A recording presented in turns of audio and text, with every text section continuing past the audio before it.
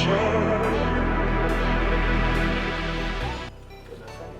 guys, welcome back to the channel. I'm Eros. Azay. So today we actually have some more water pump issues. So Abdul Malik pulled through. He is, and he's busy doing the water pump on Aurora today. So we're sorting that out. We'll just show you how we get busy there. And on top of that, we'll also be doing the, and we can see in the background, the thermostat on that car. We'll actually give you a detailed breakdown on how we do that. So yeah, enjoy. Okay, so because my car is a bit of a Frankenstein conversion, it's a D16A7 bottom with what is the normal? With a D15Z4 top. So the water pump came off from a D15Z4, which is the EK shape D series motor, whereas my bottom comes from the dog shape, the EF shape. So now the water pumps are different. Yeah, it's just a few moles out, right? Yeah, but if you look at mine, the teeth started giving in. Yeah. So it would have ended up like yours. Yeah, it would have looked like the water pump that we showed in the previous video. We'll drop a link for that. This one is still fine. Yeah. But if you look here, the cap over here is different. The sizing is different. So that is quite unfortunate because Abdul Malik actually organized this one for us. As you guys know, times are tough. So yeah, so he organized that one for us, but unfortunately it is different. Either way, we still appreciate it. But now we're gonna have to set out and go purchase a new water pump. Yep. Here we go. Okay, so we are on our way to Suburban to buy the water pump. Abdul Malik there in the back, the mechanic for the day. Yeah, so unfortunately our pump, or the pump that Abdul Malik sponsored us wasn't the right one. So yeah, now we need to get a new one. You could only know that once the old pump was out. Yeah. You can only know that at that point. You know, you would think that the D series parts are all interchangeable, but like I said, my motor is a mix of two, so it's kind of difficult to... It's a Harley Quinn spec. Yes. many different things going on there. So yeah, we will show you what the inside of Suburban look if they allow this. Oh yeah.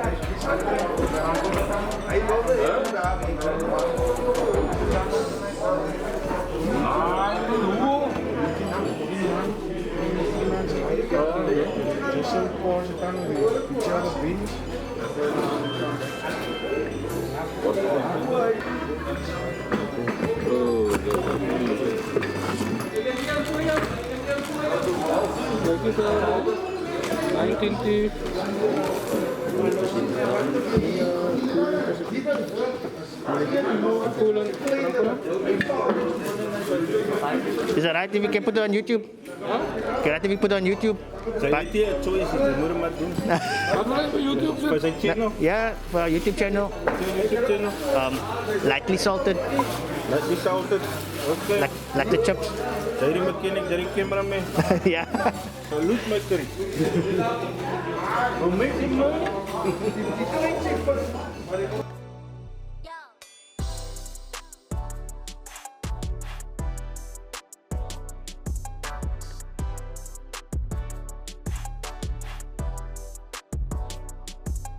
I like coffee. Even though my car looks that way. Even though my car might look dirty all the time, I am a huge... You see, this is also protection.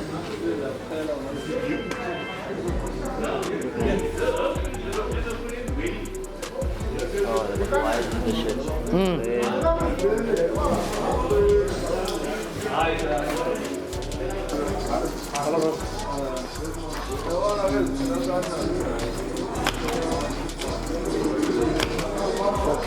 Thank you very much. Thank you.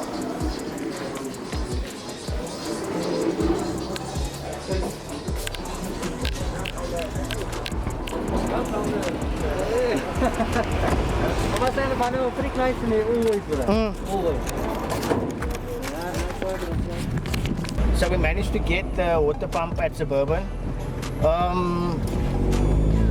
Should we mention the discount or?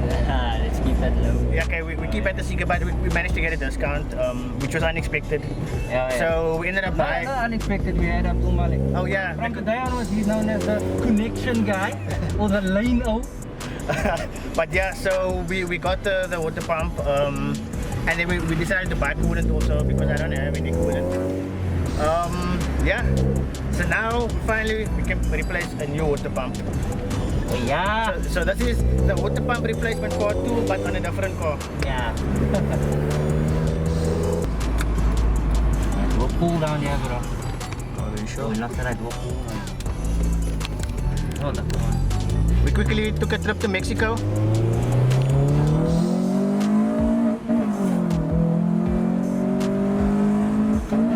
No. No. She wasn't ready. She wasn't ready.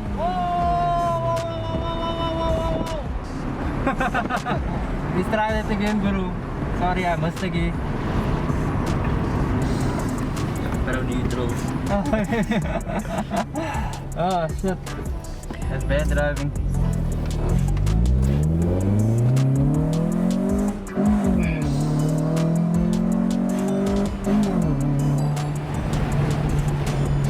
Oh, my alignment is fully stopped, so can you feel? You can do the line trick.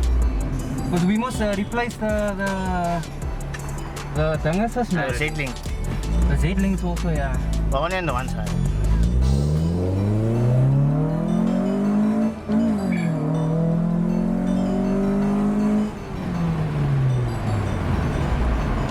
Yeah, that's enough. I have no more petrol left.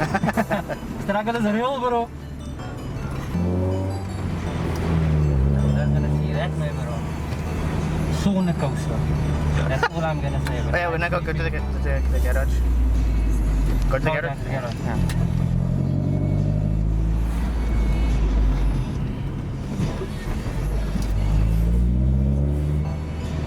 This uncle also. And yellow, man. That's That's vibrant. There's our plumbing connection. Tamale. For engine specs, diagnostic purposes, there's this app. You can check it out on the database. So what you do is just go into the app. You would have 5 catalogs with transmission, the text section, ECU list, fault codes and engine specs. So you would have A to R on the engines, the different series, and you would have ECU fault codes. So you have OBD0 and OBD1, and you would have OBD2. So that would be run by a proper diagnostic tool, whereas the OBD0 and OBD1 runs via the wire connection type of bus. So you would have flashes. Your flashes would have a certain number from 1 to 76.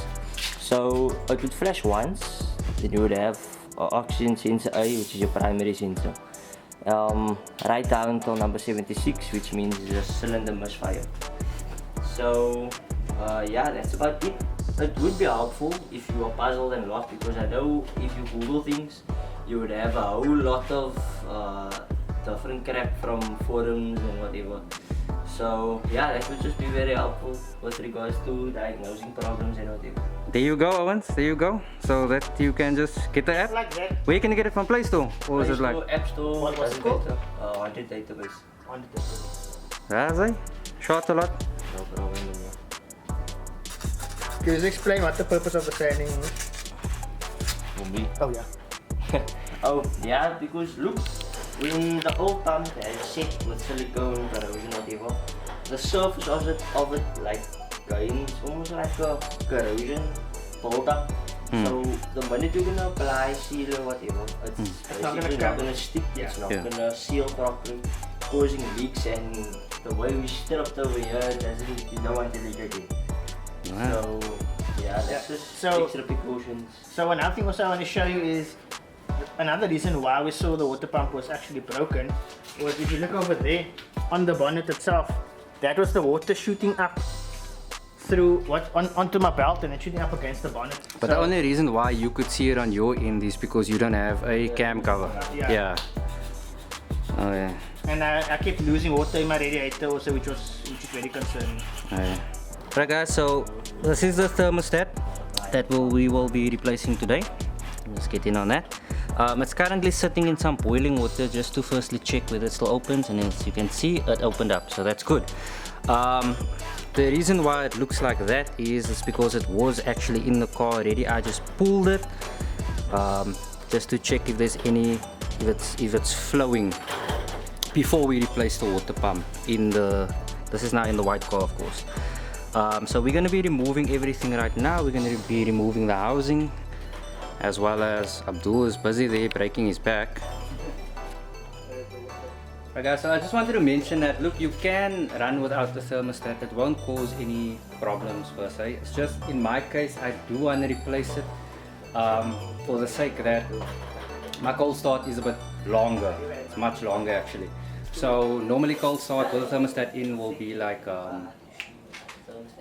30 seconds to a minute. Now it takes much longer for the revs to drop from 1.5 to 1,000, and that's because water is now flowing continuously. The thermostat is out. So we'll just show you how to remove it. Specific to a Honda, but I'm pretty sure it will relate to other cars as well. Just popping off the housing and we can take it from there. Right, so what we'll be removing today is the thermostat housing. It's that over there. I'm not sure if you can see it, but it's there at the back. It connects to your lower radiator hose, which is right there, so we'll know where it is.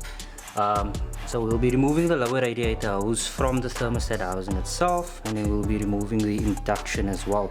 So they come off with two 12 bolts. There's one sitting on top, can't really get in there, but it's around about there, and then there's one at the bottom as well, and then there's just a ground wire on the top. But once we have the induction and all of that out of the way, you can have a better view.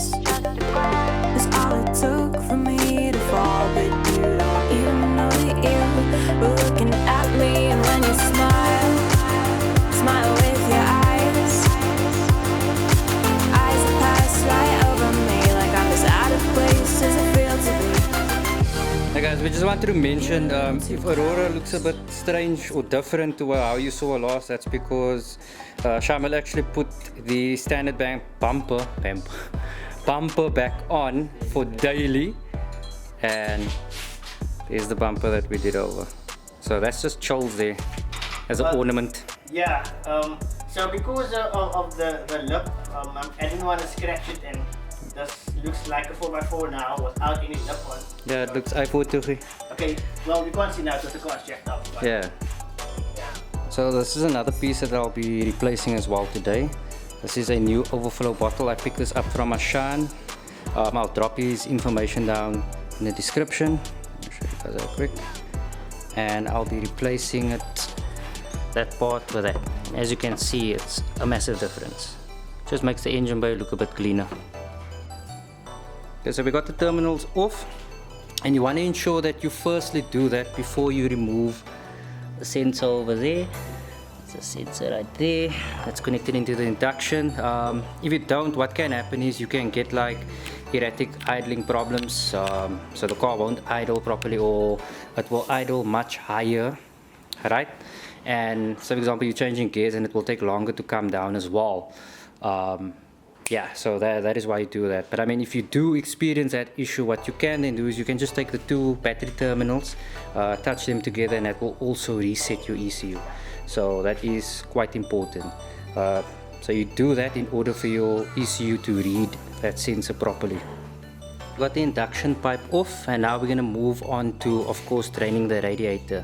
So your radiator has a little hose at the bottom, specific to these, but I'm pretty sure other radiators would have it. So there's a little hose at the bottom. I can't show you right now, but I have a spare to show you right quick. So this part would of course be at the bottom, so that's a little hose, and you just remove it and that will drain everything from your radiator. Alright, but before doing that, you want to ensure that you of course firstly remove the radiator cap, just for the sake of pressure. Okay, coolant has now been drained, so now we're going to move on to removing the lower radiator hose, which is this one, which connects directly to thermostat, which is right there. Right, so we're going to be removing the radiator hose from it first. It just has a clip on it. So the lower radiator hose is now off, as you can see over there. There, and now we have access to the thermostat housing, which is right there. Get in on there. Right there. Okay, so you have a bolt on top. These are 12s. Just try and get in on that. Yeah, so there's a 12 on top, and then there's a 12 sitting at the bottom. I can't really show you guys. See if I can get. There's it right there next to the little shiny brass part. Right. Okay, so I have both bolts loosened. So that's the top one that I have loose, as well as the bottom bolt right there. I know I said earlier that it's 12s, but it's actually 10s. And what you also want to do is you also want to unclip your fan switch, which goes in there, and then it will have a bolt on top as well, also a 10. That's just with a ground attached to it. There you have it. So that is your thermostat housing. So when it's in the car, pretty much it's sitting like that. So just so that you know where the bottom bolt is, more or less, and the top one, and then yeah, the ground one sits there, 10 bolt. And then if you do need to replace your fan switch, this is the perfect opportunity to do it as well. I think it's a 24 or 23, Shamil. What was it we used the last time? 24. Yeah, so you can just get a 24 spanner and you can pop that off. Do that with caution as well. This is quite fragile. They are known to break. So yeah, and you can get all of that sorted. Let me just show you. And your thermostat sits in there. Okay, something I wanted to mention is with the thermostat, you should ensure that you get the O-ring with it. So this is just your little leader nipple. I'm not too sure what the real name is for it, but yeah, so your O-ring will have a little gap right here, and that would sit in the middle of it. So I just need to position. Don't mind how it looks, guys. This is a new piece. I put it in previously, but then I removed it again when I was doing some fault finding on the car. It is a Thermocool brand, so this is pretty decent. Okay, so like I showed you earlier on, the little nipple on the thermostat, that would sit here in the middle here, and then we'll have 2 points on the O-ring itself that fits in here, so it needs to sit here in the middle. That's the only way that it can properly go in. And then you can just tighten it up from there and sort it. And that's how your thermostat would sit in there. Sometimes you just need to massage it a little bit into place, of course, so like that. And don't mind the funny colors there. I am going to be cleaning up everything right now. Just wanted to show you how it will sit in there, and we can screw everything close again. Alright guys, so we got everything sealed up and assembled. Not too sure if you can see in there, but yeah, so we got the hose back on. So you basically just do the reverse of everything. We just still need to put the induction pipe on, and we got the new overflow bottle fitted as well. But now we're gonna do the startup on Aurora right quick. Shamil, whenever you're ready, bro. Yeah, just gonna check.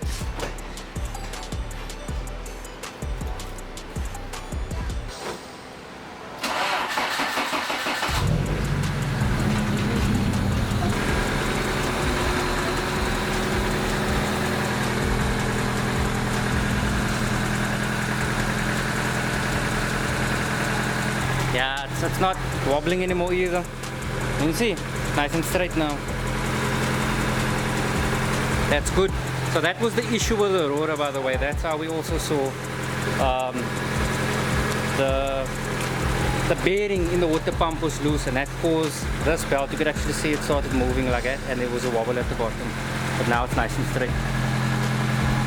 Why? Okay, so we have everything fitted now, guys. Everything is back to how it was. So now we're just gonna add some coolant, and then what we're gonna do is we're gonna start up the car and then add some more topper coolant as needed, and then we're gonna put our heater on full blast just so that it runs through the system.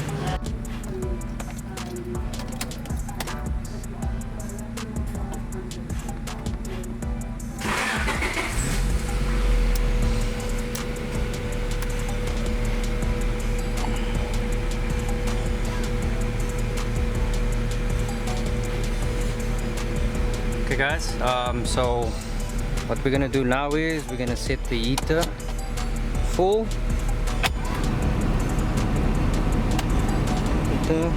And this will allow for the coolant to run through the system, get out any air bubbles that you might have in there.